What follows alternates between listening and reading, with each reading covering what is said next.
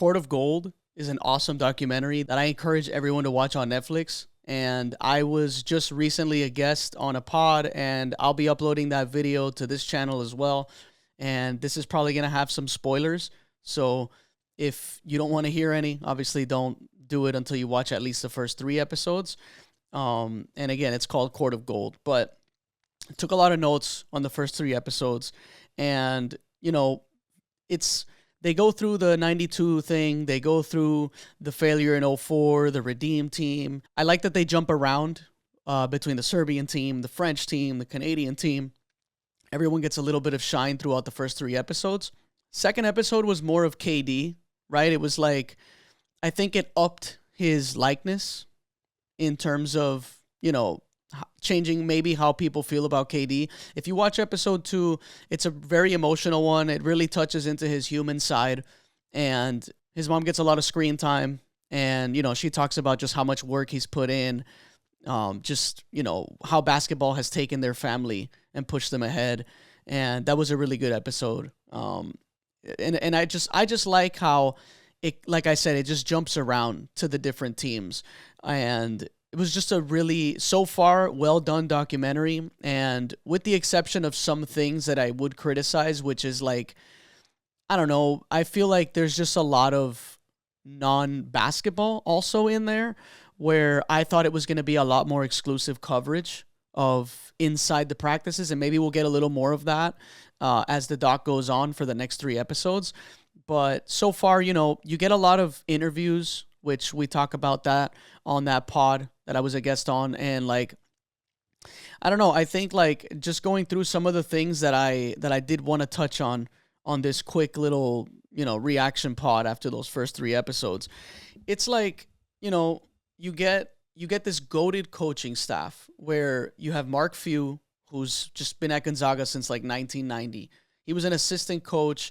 Then he became a coach in like 2000. And, he's been a coach for over 20 years, a head coach at Gonzaga for over 20 years. So super experienced on that staff. You get Ty Lue. We know everything about Ty Lue, another guy with just a ton of experience. You get obviously Eric Spoelstra, who's coached his fair share of superstars, all-time greats, been really successful in his career in the NBA.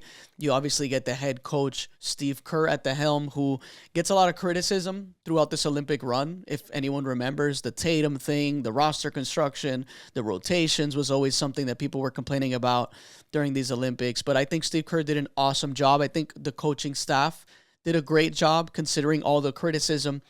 And it's funny, they get just all the criticism in the world. Oh, you couldn't play Tatum. You couldn't figure that out. And yeah, you could knock them for not kind of trying to figure out Tatum a little more. But here's where I'll push back on the Tatum thing. And look, like you get a guy like Derek White, who is on the Celtics, of course, and Drew Holiday, who's also on the Celtics. You got 3 Celtics players on this national team, and 2 of the 3 are getting most of the playing time. And here's where I make the argument for people saying, why are you playing Derek White and Drew Holiday and not Jason Tatum? And look, you're asking Drew Holiday to be Drew Holiday, right? Get stops, turn defense into offense, make the right pass, hit the corner 3, hit the open shots, keep it simple, right? That's what Drew Holiday does in a nutshell. And he does it at a high level. You're asking him to be himself. Derek White, same thing. Make the open shots, put the ball down, get to the rim when you see a lane, find a kick out. Play Derek White basketball, right? What he does for the Celtics, it fits really well with what he can do on Team USA. Then you go to Jason Tatum, and it's like, okay, well, we don't really need Jason Tatum to be Jason Tatum. We need you to play a role. And he was struggling with his 3-point shot. Like, just the shooting wasn't really there that last season, like going into the Olympics. And obviously you're going to struggle to find your shot, to find your rhythm when you're in and out of lineups for Team USA as well. So that also kind of hindered him. I do think that he definitely was useful from a defensive standpoint, like from a versatility standpoint. This is a lanky, athletic wing who can do a multitude of things. And, maybe they should have found more run for him. But at the end of the day, look, the team went undefeated. And we won gold. Like, we did exactly what we were supposed to do. We did it at a high level. And there were some hiccups along the way, but we ended up winning every single game. And while we also did, not that we stomped everyone, but we did dominate throughout the Olympics. Like, one of our biggest roadblocks was in the group stage against South Sudan, a team that just had, probably one of their best games in their whole Olympic run. And shout out to them with Luol Deng and Royal Ivy and what they've done over there in South Sudan with Wenyin Gabriel, right? Like, as their potentially their best player over there. And they put up a huge fight against the U.S. in that group stage. And they were surprising.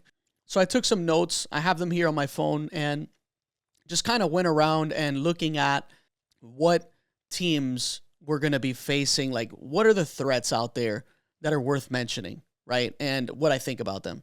Canada, clearly it's another NBA team, right? Like, they've just got their whole roster is essentially NBA players, and these are good NBA players. Canada is definitely a reasonable threat, right? It's a team that can definitely cause problems. They have multiple point of attack defenders. Lou Dort is obviously one of them, who can also shoot the three at a high level.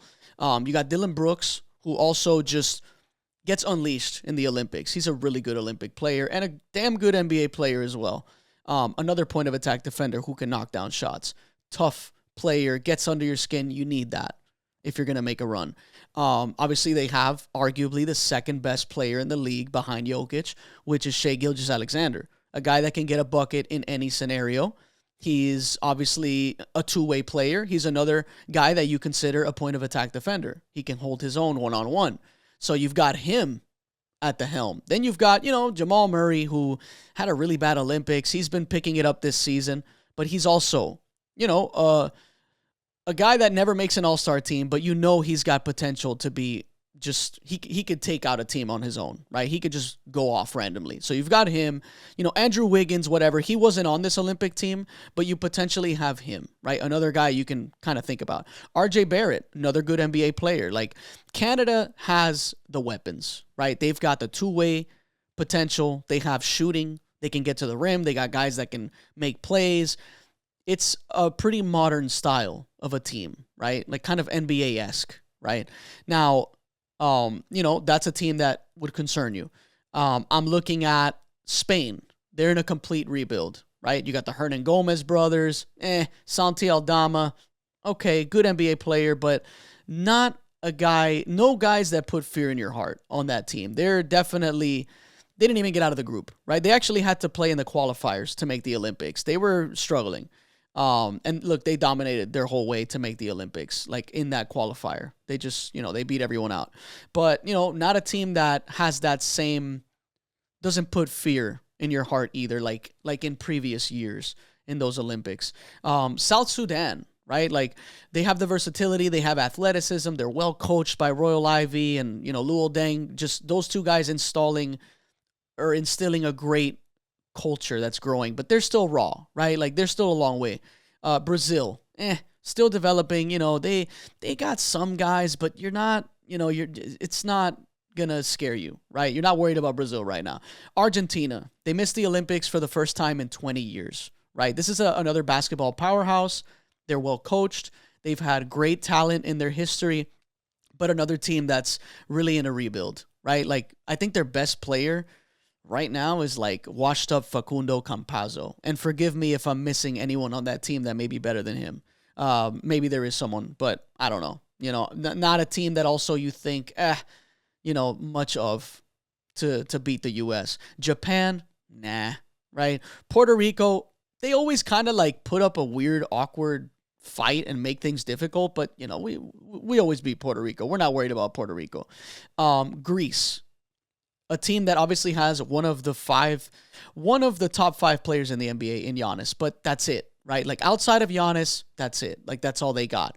Not a team that makes you scared, right? Germany, great team, a lot of NBA players, really good chemistry. They're well coached. They have good size. They have good guard play, but not a team I'm worried about, if I'm being completely honest. Not if we're sending our best, right?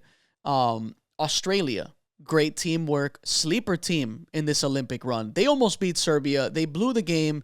They lost in overtime. Not another team that, they're going to have good defense. They're going to have good playmaking, great chemistry. These guys really share the ball, but not really afraid of them from an offensive perspective. So, not too concerned about Australia either. You've got Serbia, who they're going to go as far as Jokic takes them, right? Like they've got great team play. The basketball is growing at an insane rate in Serbia. This is an incredible country for basketball. And clearly, they're exciting and they're very modern in the sense of, they've got obviously Jokic at the 5, who's making plays, taking advantage in the post, drawing to, kicking out to these guys that can really shoot the ball. They've got their highest scorer in history of their country, which is Bogdan Bogdanovic, one of my favorite international players in the NBA right now. Vasily Micic, right? Really good playmaking guy that, not a lights out shooter, but he can make threes and he can put the ball down and just makes really good passes. Really, really intelligent, crafty player. I really like him. So let me just kind of give us maybe the biggest threat outside of Serbia, right? And that's France, okay? Wemby, assuming, the blood clot stuff, whatever the issue is not a concern, right? And health is good. Wemby at 7'3". Alex Sarr, who, by the way, wasn't at this Olympic run. He's on the Wizards, the rookie, 2nd overall pick. Say what you want about his numbers. Offense was never his strong suit, but he can always improve on that end. And we know that his potential is like through the roof, especially when you're thinking about the defensive side, which is his calling card. This is a 7-footer that has Wemby-esque potential on the defensive end because of his mobility, his athleticism, his length, his speed, right? Just his ability to move in spots and guard different positions. And if he grabs a steal, he can take it up the floor. Zach Risacher from the Atlanta Hawks, really good player. He's got a lot of potential because of his size, shot making. The comp is like Derek White. So, I mean, if you have Derek White potentially on this French team to complement Alex Sarr, who hopefully has improved by the next Olympics, and then to complement Wembanyama, you've got sizable starting players if Zach Risacher is going to start at 6'8". You got Gobert. These guys, these international guys, they play for a long time for their country. So at 32 years old, you could say Gobert he'll likely be on the next Olympic team. And hey, he could probably be on the next one after that. So they could have Gobert for another 2 Olympic runs. And say what you want about Gobert. He's 7'1". He protects the rim. He rebounds. He's always going to be a pick and roll lob threat. If he grabs an offensive board, he's just going to put it back up. He knows his role and he's going to do it at a good level. So sizable guys. And then we're looking at the other sleeper players, right? Ousmane Dieng, 6'9", still super young, crushes the G League whenever OKC sends him down there. Another guy that's kind of, a sleeper guy. Moussa Diabate, 6'9", rebounding machine for the Charlotte Hornets. Not a big name. You probably don't know who he is. Check him out when you can. This is a sizable problem in the front court if they do decide to have him on that team. Tijan Salon, who was a lottery pick last year.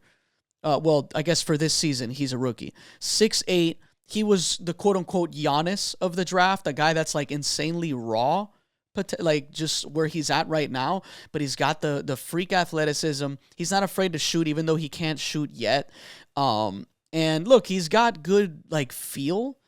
And he does things that impress you. He shows flashes. He's had some good games, but still extremely raw. But another 6'8" guy. We're talking about 7 players that I just named that are on similar timelines, right? That you could say outside of Rudy Gobert.